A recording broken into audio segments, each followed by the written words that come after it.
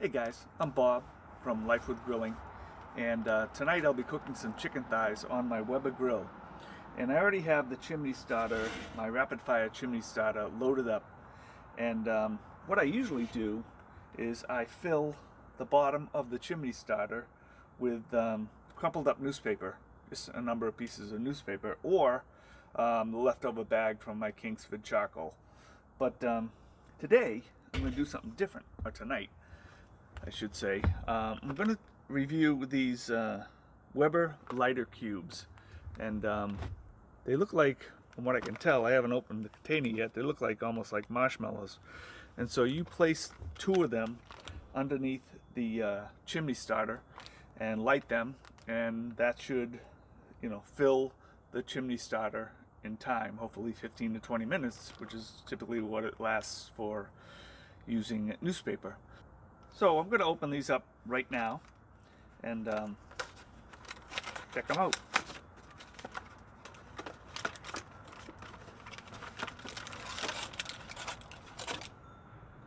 So it's foil covered, and there are 1, 2, 3, 4, 5, 6. So there's 24 lighter cubes in here. So the foil just pulls back, from what I can tell, and that will reveal the cubes.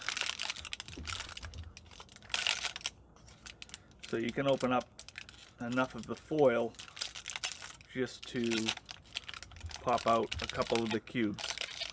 So it's that simple. That way you can leave, the rest of the foil on it for next time. So I'm going to give this a shot later on this evening when I'm ready to cook my my chicken thighs. So talk to you then. So I just popped a couple of them out of the container, and this is what they look like. They're like a cube, roughly an inch on all sides and about an inch high. So I'll be placing them in the bottom of the fire starter when I'm ready to cook later on.